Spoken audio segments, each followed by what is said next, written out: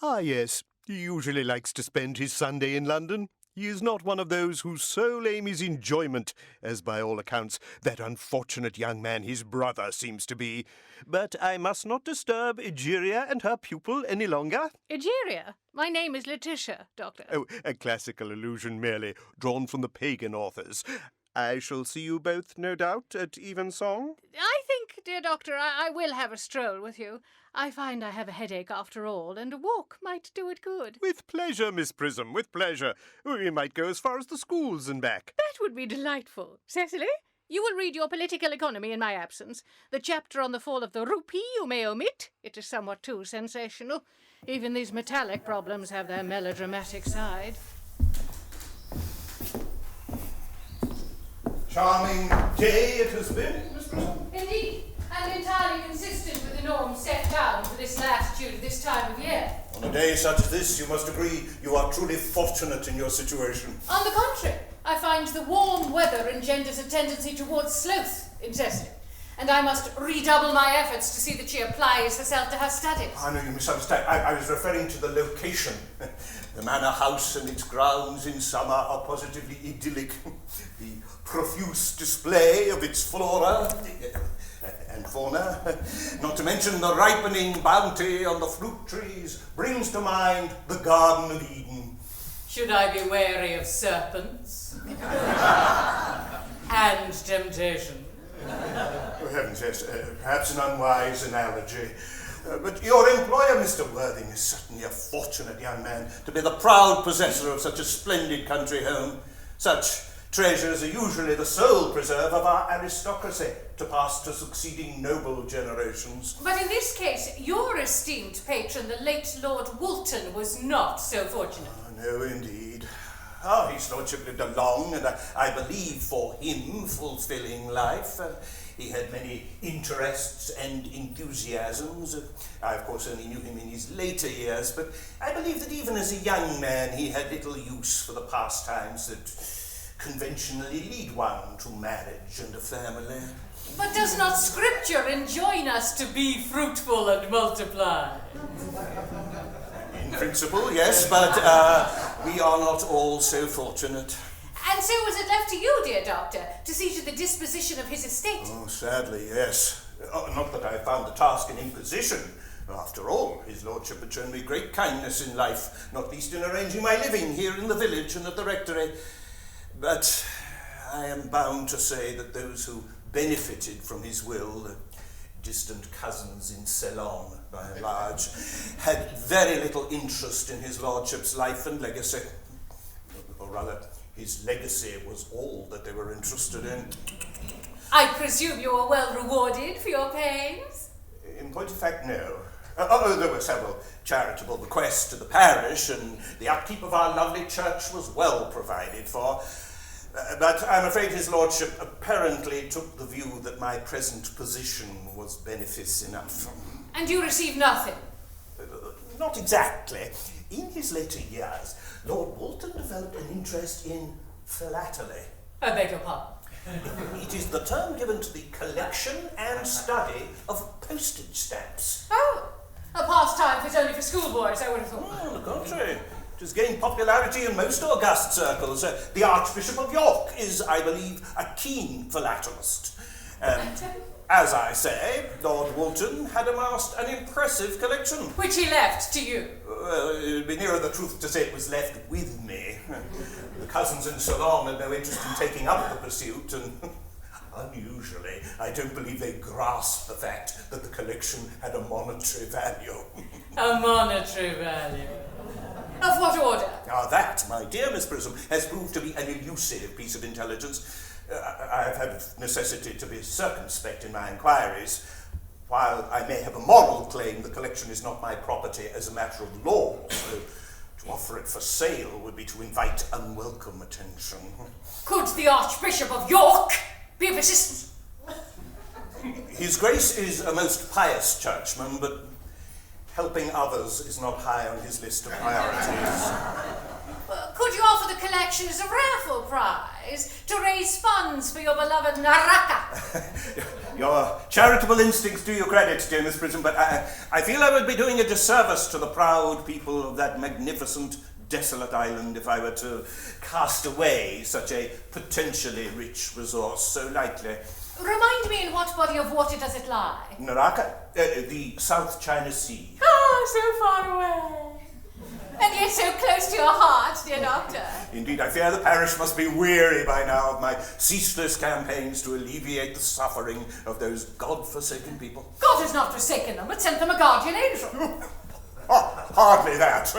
Rather, the voice of one crying in the wilderness. You are too much alone, dear Dr. Chasuble. You should get married. A misanthrope I can understand, a womanthrope never. Oh, believe me, I do not deserve so neologistic a phrase.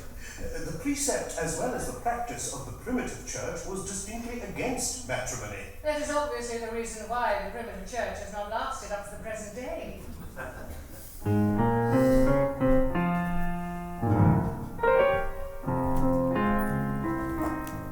She closed the door and breathed a sigh of relief. The room was small and Spartan, but it was hers. Outside, the meadows and orchards whispered to her that yes, she was home. Home in England, home among decent people where she could breathe free. After so many years of wandering in fearful exile among strangers, she could at last be at rest, safe in the knowledge that here no one knew of her past, or of the secrets that she must continue to keep hidden. For 25 years she had sought such a place, ever since that terrible morning when ever since that terrible morning when her life was transformed forever. A spirited young girl, her head brimming with dreams and ambitions, confronted by chance with a nightmarish vision of railway porters manhandling a strange black man seemingly naked. She had tried to look away. But her eyes had been drawn back to it, a vision which so disturbed her that she had made that fatal error. The baby, the handbag, it haunted her still, and all that followed, the desperate search, the terrified flight from the law, the abandonment by friends and family, the clandestine channel crossing, the degradation of life in the poorer parts of several continental cities. And then, at the darkest hour, her salvation, a chance meeting on an overnight sleeper train with that wonderful, gentle soul who was on her way to establish a finishing school for English girls. And then those happy years in the Swiss Alps, replete with fresh air and fulfillment, although she doubted she would ever quite eradicate the chill from her bones. And just when she thought she might live out her days in peace there, him, Horatio, who wooed her and persuaded her to run away to Buenos Aires. And as a glorious new chapter seemed to beckon, he was gone. And with him her life savings. That miserable, penniless journey back to England, only to find she and her transgression, if not forgiven, had been quite forgotten. And the chance to begin again, here! And the chance to begin again, here.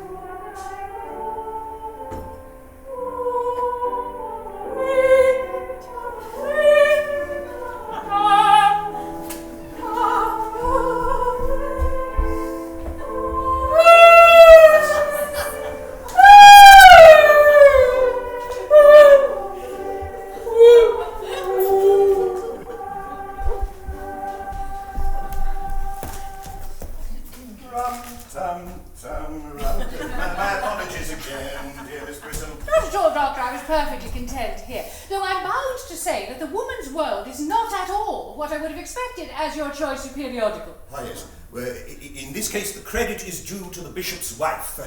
Among that formidable lady's strongly held views is that her husband's clergy, both celibate and married, should be conversant with the interests and attitudes of their lady parishioners, although I'm bound to say I don't find that this particular periodical has as wide a circulation in these parts as perhaps she imagines. Oh, I agree.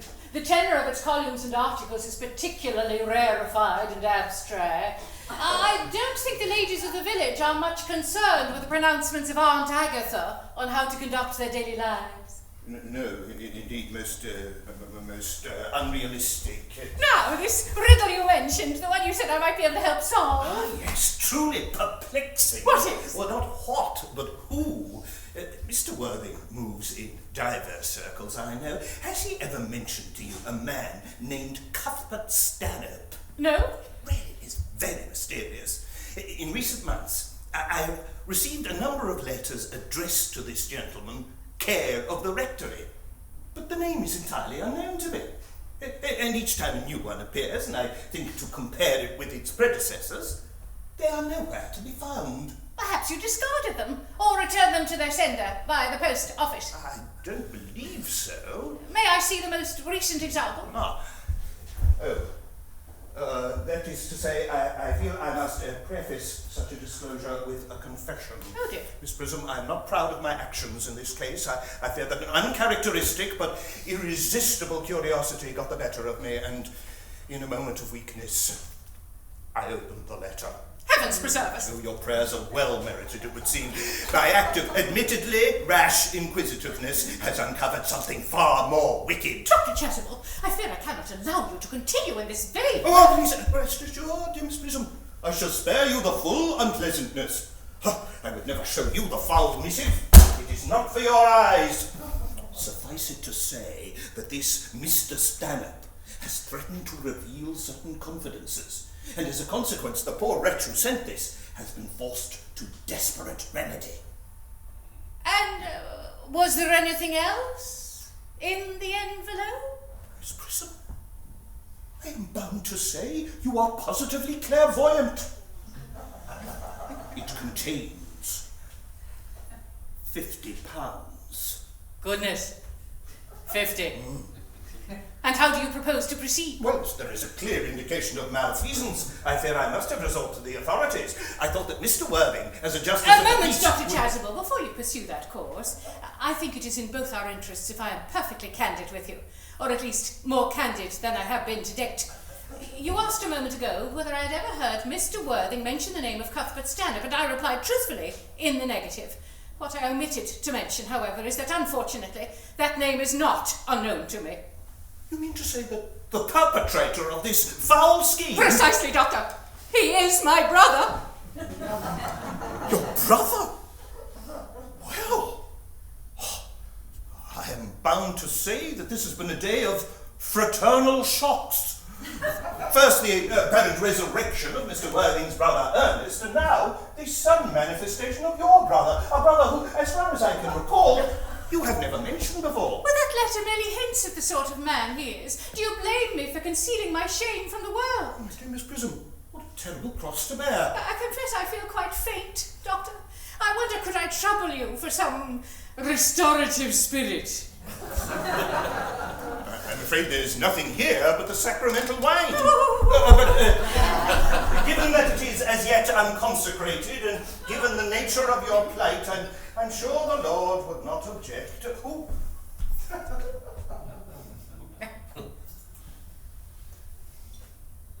Dear me. I confess I had always believed you a strict disciple of the temperance movement. Indeed I am. But our tenants have always made an exception for medicinal use. A little more, if you please.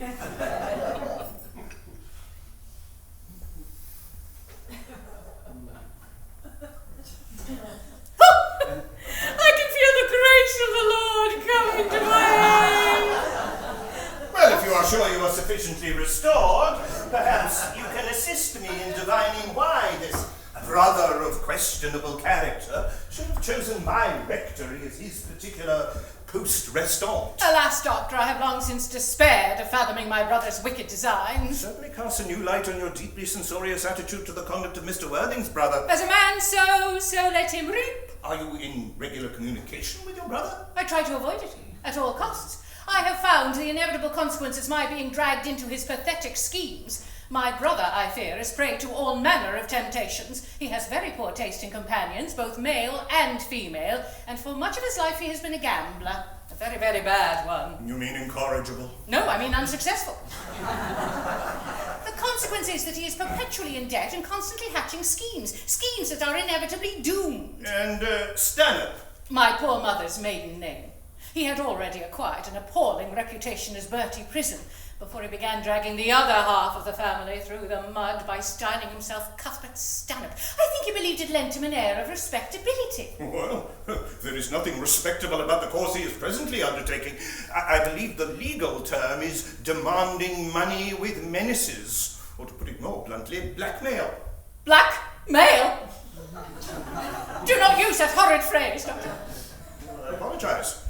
But that does not explain why the source of these menaces would appear, to the outside observer at any rate, to be the rectory at Walton.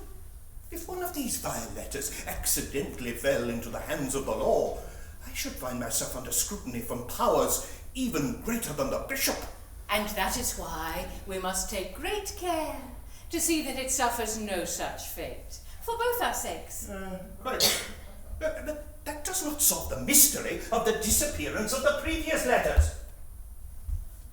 I shudder to think that this disreputable brother of yours has somehow gained access to the rectory, possibly on more than one occasion. How is such a thing even possible? Goodness, who can that be? I wasn't expecting anyone before the Jenkins christening at 5. Will you excuse me again, Miss Prism? Of course, dear Doctor.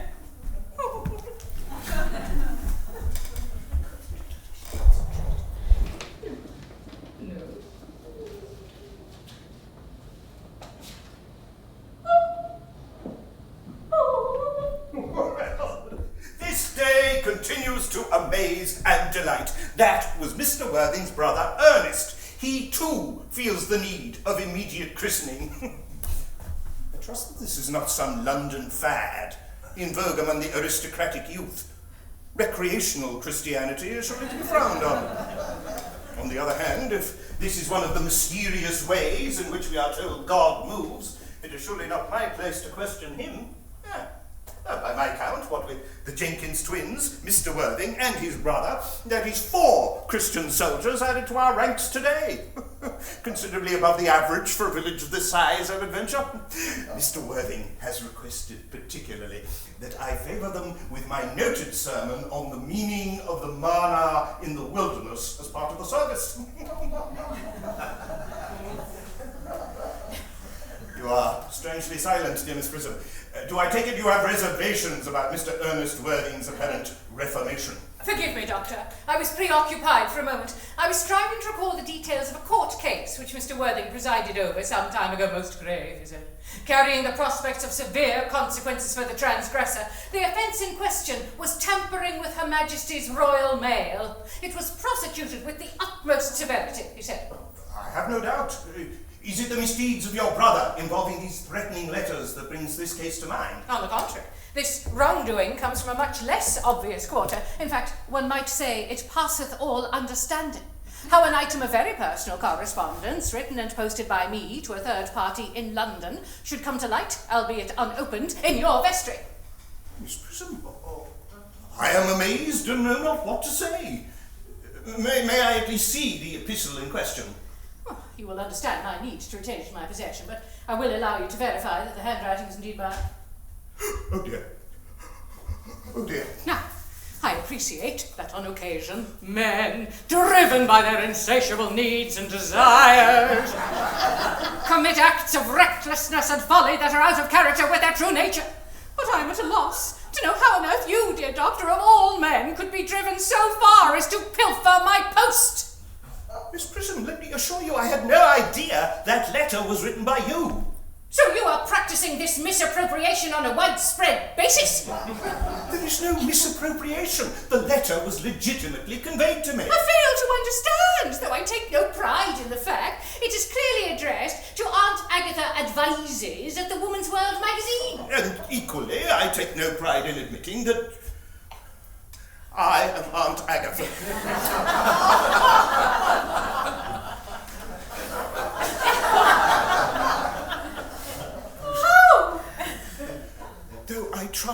not to dwell on the matter. I am certain that it is apparent to you that I am not a wealthy man. In fact, quite the opposite. And when, following a chance encounter, the editor, a fellow I knew from student days, suggested that I might be a suitable person to offer uplifting advice to ladies sad or sick at heart, I confess I did not demur, especially when the sum of 2 guineas per column was mentioned.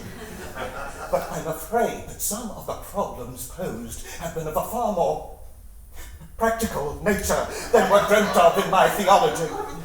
And I have found myself forced to go where angels would certainly fear to tread, all in the persona of Aunt Agatha. Dear me, this is most distressing. I am bound to say that I feel that even the most liberal-minded woman would have grave misgivings if she knew she was seeking intimate advice from a female impersonator, even one as obviously sympathetic as yourself. I now count myself fortunate that my letter remained unopened. Dear Miss Prism, let me hasten to reassure you that I remain as ever the soul of discretion. Whatever counsel or consolation I could bestow as Aunt Agatha, I will freely offer in my own person. Most generous, I have no doubt. But our prior acquaintance and your familiarity with my personal circumstances would make such a confidence quite impossible. Oh dear, you alarm me. I hope no great burden assails you? No greater than is the lot of any woman at my time and station in life. Like you, I have no wealth to speak of, and my fortunes are very much tied to those of Mr. Worthing and Cecily. She will soon be of marriageable age, and in short order no longer requiring a governess. I will be forced to seek employment elsewhere, and whatever my prospects may be, that will be a source of great sadness to me, as I've been very happy here. My dear Miss Prism, pray do not distress yourself so. If only there was a way for me to remain here in Woolton, even in some other capacity. Indeed. Oh, that would be a capital solution. Ah, but the pity is our humble village offers so few opportunities for one of your immense didactic gifts, worthy of the finest educational institution.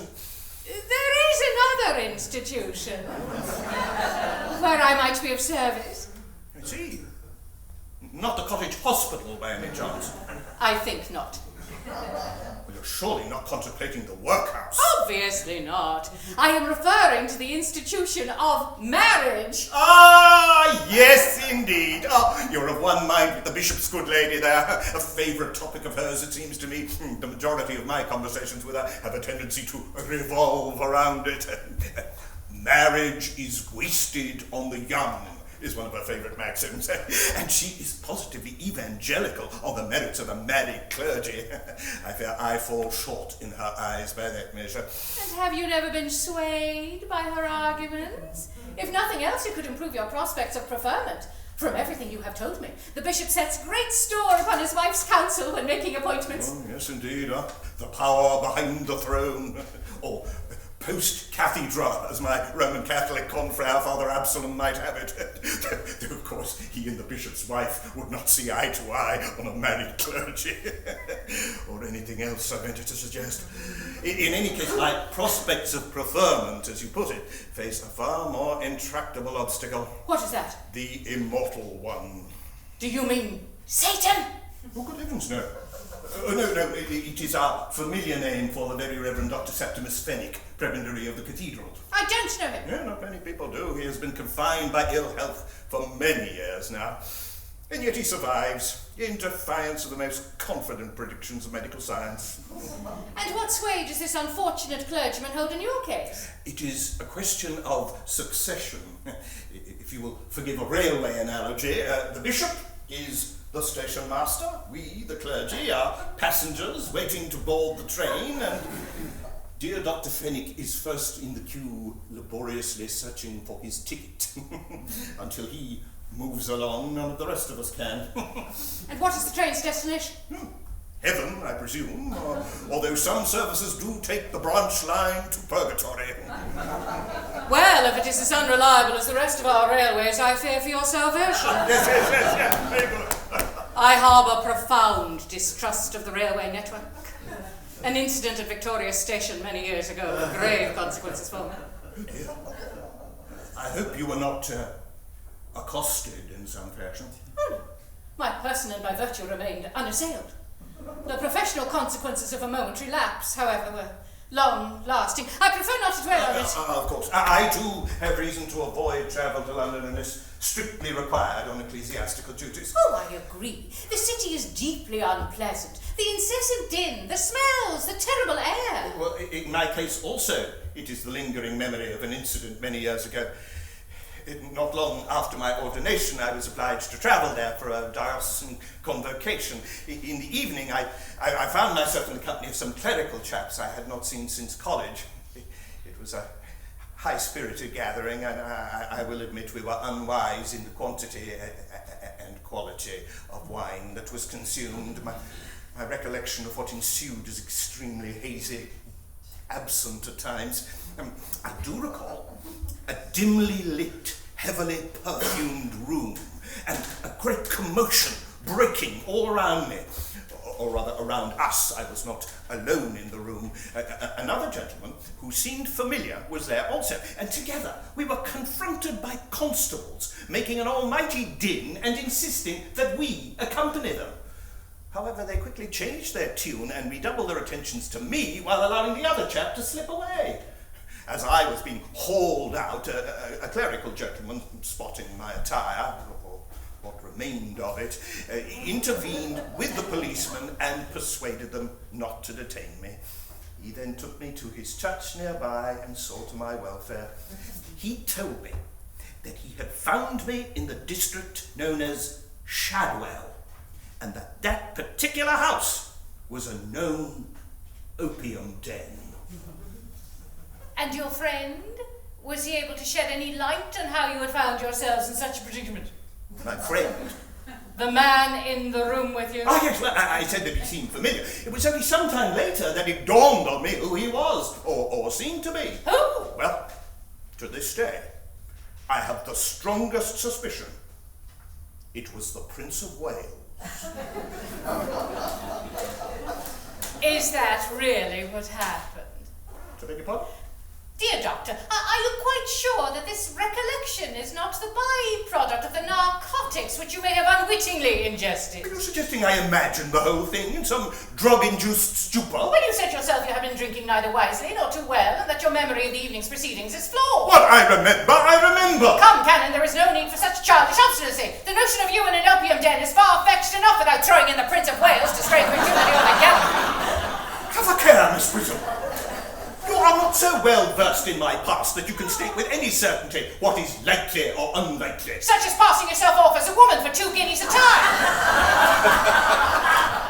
Preferable, at least, to extorting money with threatening letters. I have my reasons.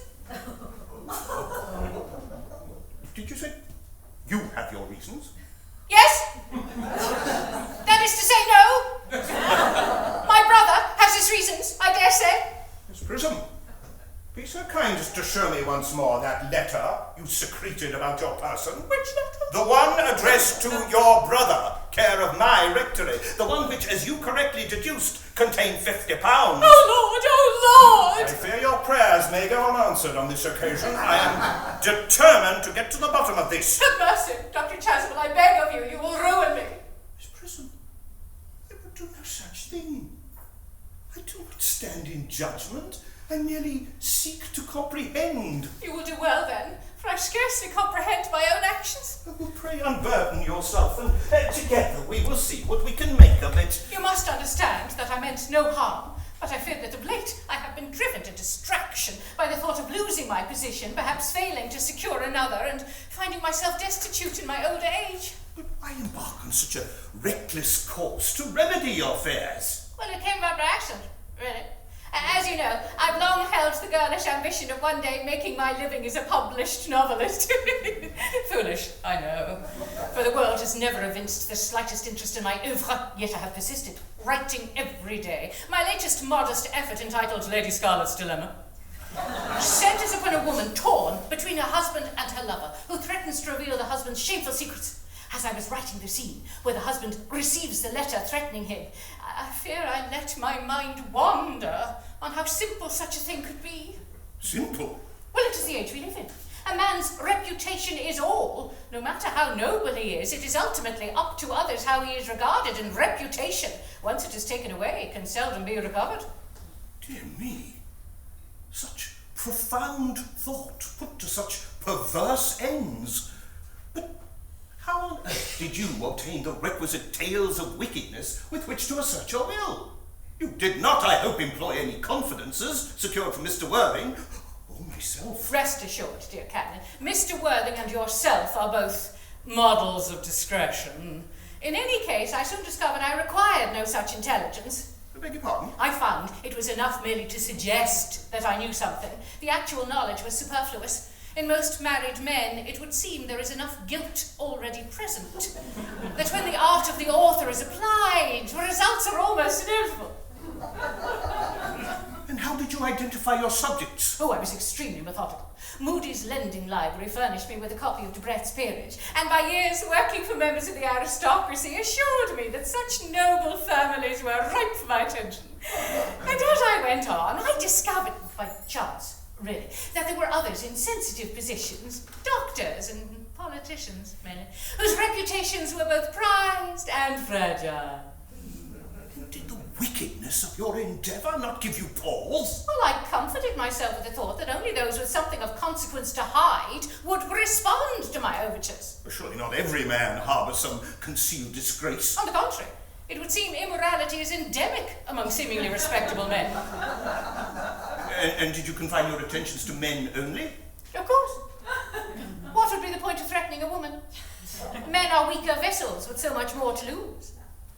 Well, there is still the matter of these letters being sent to my rectory, with the consequent risk of discovery. That was a calculated risk, dear Doctor. I reasoned that using the manor house as a return address would result in my being implicated or Mr. Worthing becoming aware, not to mention the very real chance the letters could be intercepted by that scoundrel Merriman. You mean the butler?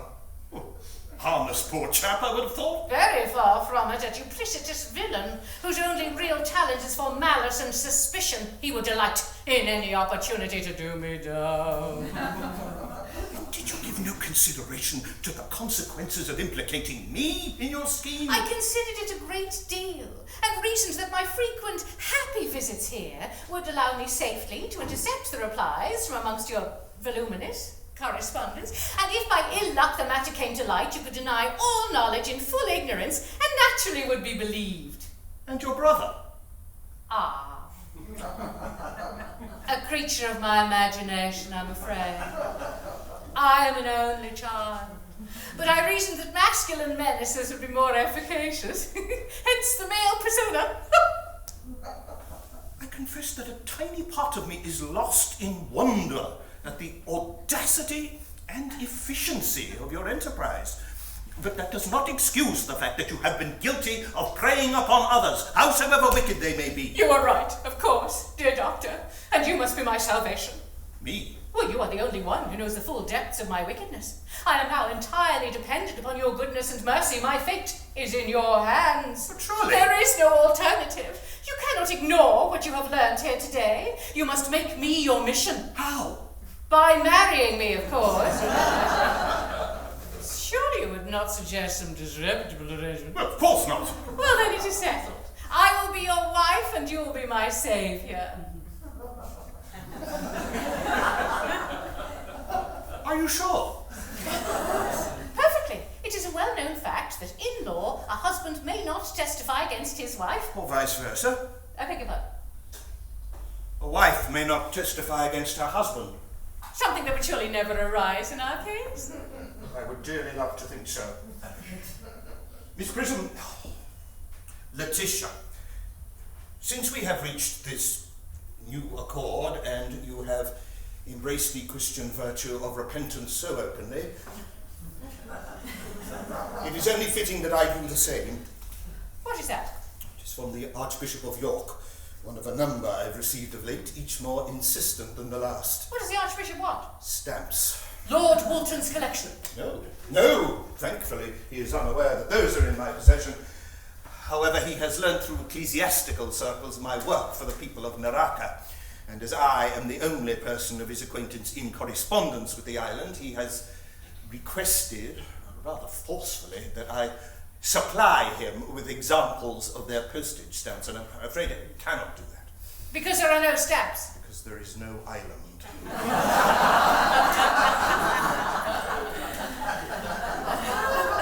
I don't understand. Has there been a seismic cataclysm in the South China Sea, of which I'm unaware? That would indeed be convenient. A natural disaster would serve to cover my shame. But the truth is far less noble than an earthquake or volcano. The island, its people, and the mission to redeem them are all a grubby work of fiction on my part. Do not speak ill of fiction, Doctor. Even the most meretricious tale is forged in the great crucible of the human imagination. But how on earth did you embark in such a perilous course? It was quite trivial at first. The annual church fete had returned a handsome surplus. I had seen to the needs of Wilton's admittedly tiny, indigent population, and I was in a state of some financial embarrassment myself, so rather than simply retain the balance and hope that no one would notice, I took the occasion of Mission Sunday to preach a sermon on our responsibilities beyond our ken. I instanced the work of a brother cleric on a remote island and suggested that we in Woolton give of our bounty to help those of our far-flung brethren. I am gratified and mortified to say that the sermon was a resounding success, and a number of worthy parishioners insisted on adding to the donation from their own funds. You see, the power of fiction. Yes, well, the effect was that I had made a rod for my own back. Many in the congregation, children especially, developed a fascination with the people of Naraka and their progress, and I was obliged to fabricate increasingly detailed accounts in my sermons to satisfy their zealous curiosity. Now that you mention it, I recall that Cecily and I spent an entire geography lesson searching for Naraka. In the Great Atlas, we were forced to conclude that either it was too small to be mapped or that its name had been changed in some revolutionary upheaval. The irony is that its name arose from my study of ancient scripture. It is a word in Sanskrit meaning the underworld or hell, and a reason that such would be my destination if ever I was discovered. And yet you persisted with your fund-raising efforts. I had little choice in the matter. By now, the parish had adopted Naraka as its own particular charitable mission, and I was obliged to maintain the pretense.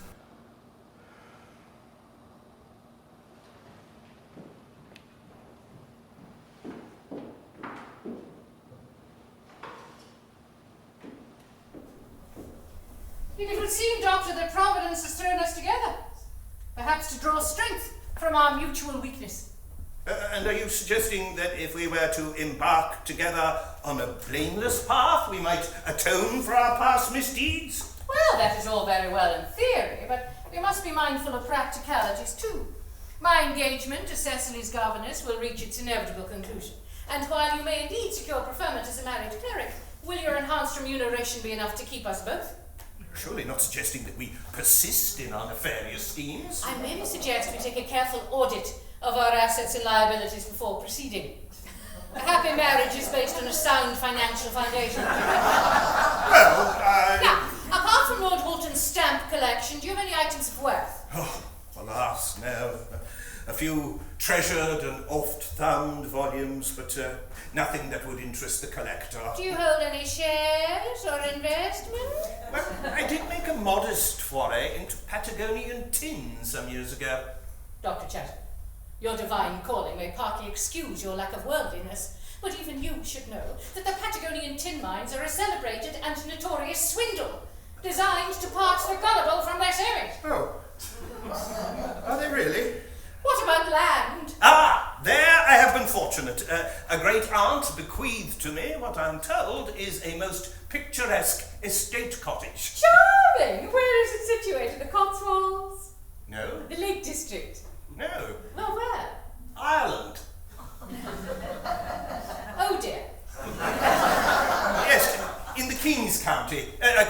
village named Burr. I beg your pardon. Burr! Not to be visited in winter, then?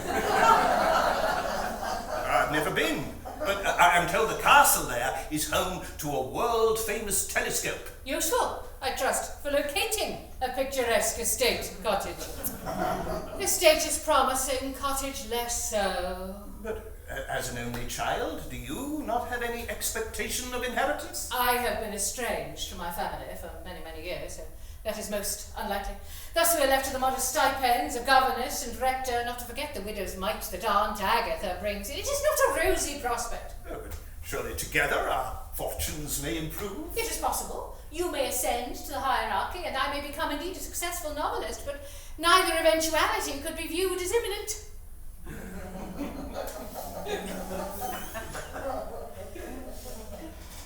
We could, of course, consider giving Providence a helping hand. How do you mean? The elderly cleric, the one who can't find his railway ticket. Oh, you mean Dr. Fenwick? Precisely. What if we were to assist him on his journey to salvation, thereby enhancing your prospects? I don't follow. In my days in Switzerland, I shared a study with a noted botanist. She enlightened me on the extraordinary powers of seemingly innocent plants. As it happens, I have cultivated a number of these in the gardens of the manor house. For example, those berries you admired yesterday, the ones you mistook for black currants. Ah, yes, I was about to pick some. Inadvisable, I'm afraid. A troppa bella donna. From the Italian meaning beautiful lady. The ingestion of as few as 2 of them would well prove fatal. Really? And you're suggesting that we... Miss Prism! I refuse to even discuss such depravity! Oh, very well. I can't help feeling it is merely a matter of degree at this stage, but I will bow to your superior qualifications in the field. Well, until the wind veers in our favour, I fear we must continue to make ends meet. I see. Now, all that remains, I think, is your proposal. Proposal? Of marriage.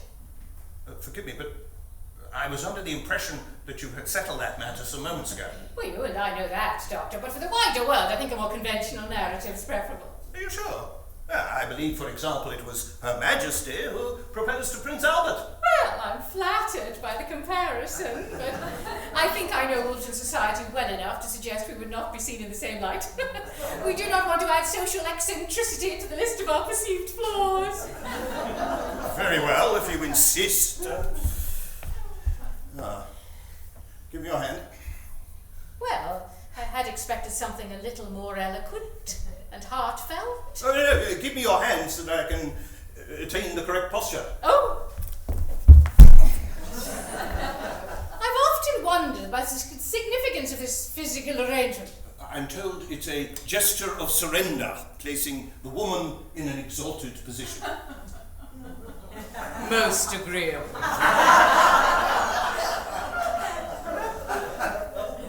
If I may? Oh, please, pray continue. Miss Prism. Letitia. I am a man of modest attainments and ambitions who never looked to win a prize such as you in this lifetime.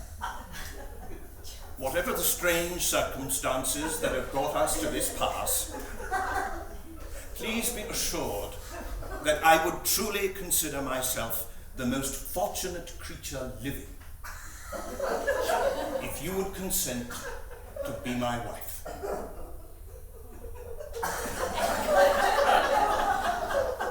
Oh, Doctor! How unexpected! The heart has its wisdom as well as the head, Miss Prism. Now, let me see. This should serve the turn. A moment, Doctor. May I make so bold as to ask how you have a wedding ring to hand? Seems unduly optimistic for a man in your position. You misunderstand. It is the casualty of a somewhat hasty betrothal that occurred last year. When the moment of truth duly arrived, the groom shied at the last fence and bolted. The bride's family followed in close pursuit, leaving the ring behind. I kept it safe, but alas, it would seem that their happy day was not to be. I believe the young lady has made other arrangements in the interim. Waste not, want not, Yes.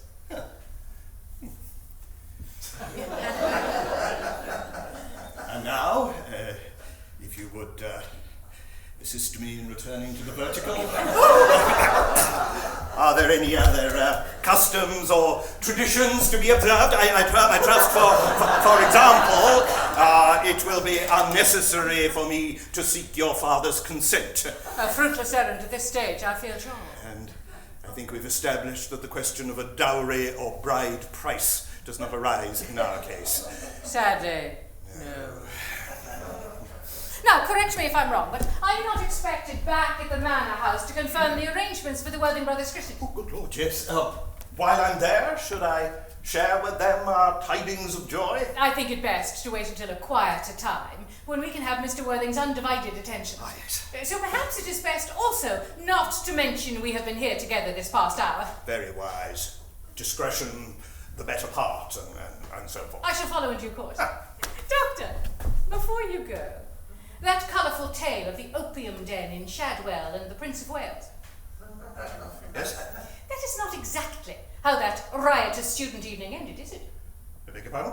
Is it not nearer the truth to say that you actually came to your senses in the cold tender of a stationary goods train, and that far from being ministered to by a kindly cleric, you were frog-marched by 4 railway porters the length of a busy platform at Victoria Station, attired in nothing but your clerical collar and foundation garments, and with just that black coating of coal dust to hide your blushes? I do not know by what charms or sorcery you can divine the secrets of a man's past. And I can only comfort myself with the thought that, having uncovered my deepest shame, there is nothing more for me to hide. Exactly, Doctor. Just as things should be between a husband and his wife. Now you really must be getting along to the manor house. Yes. You see, we have known each other a very long time. Perhaps it is Providence which has brought us back together now.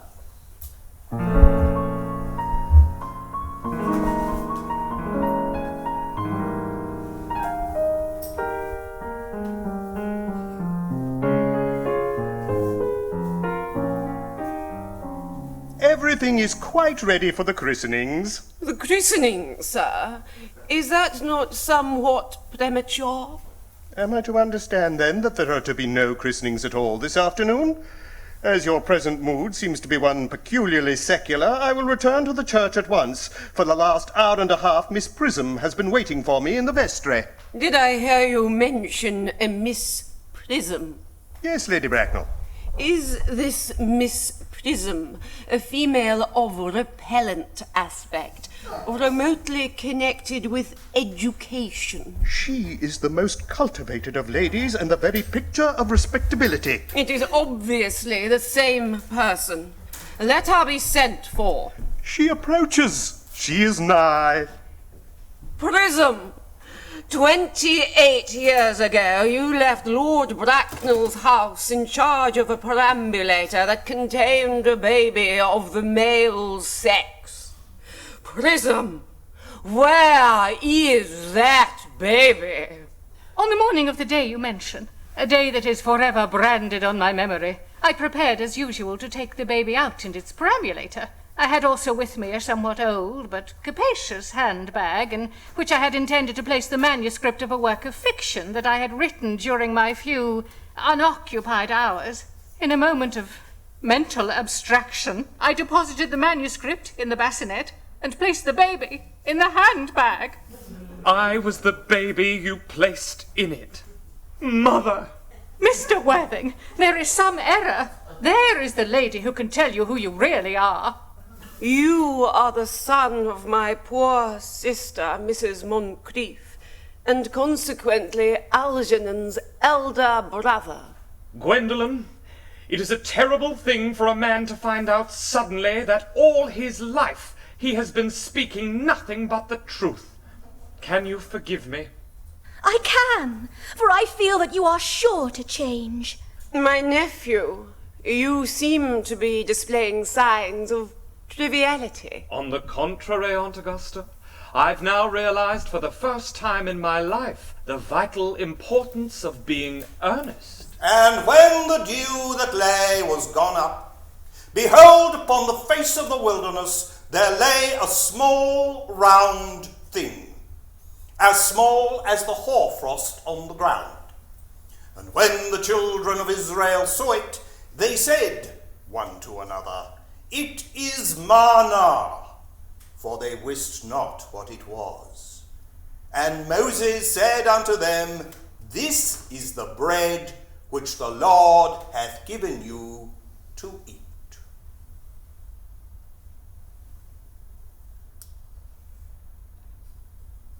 My dear brethren, I am frequently asked, what is the meaning of the manna in the wilderness?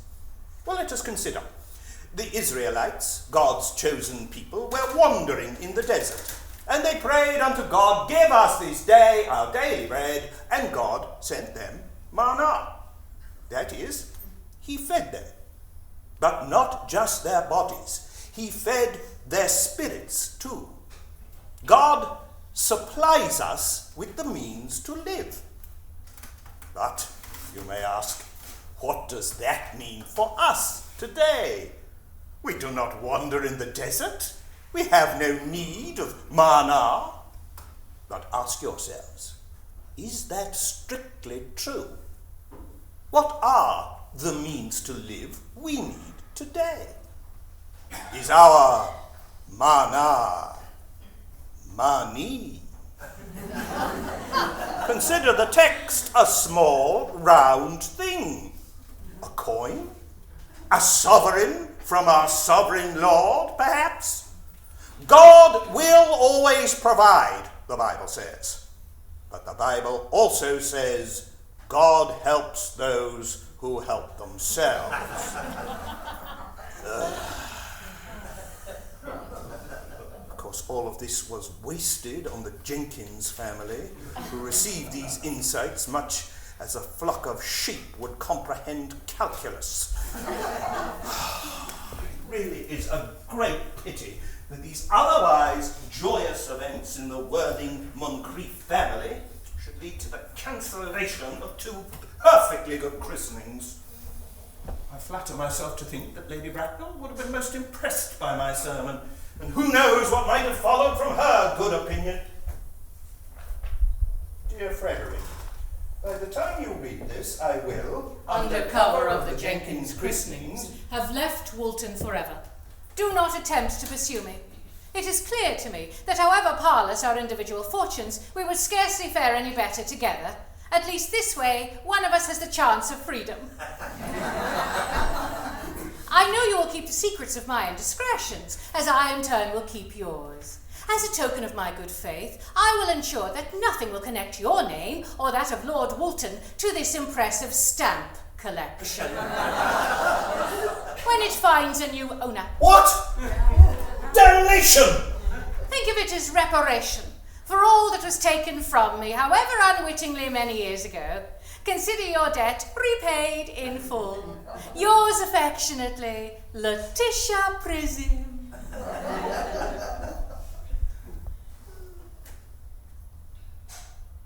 What in the racket is the woman talking about?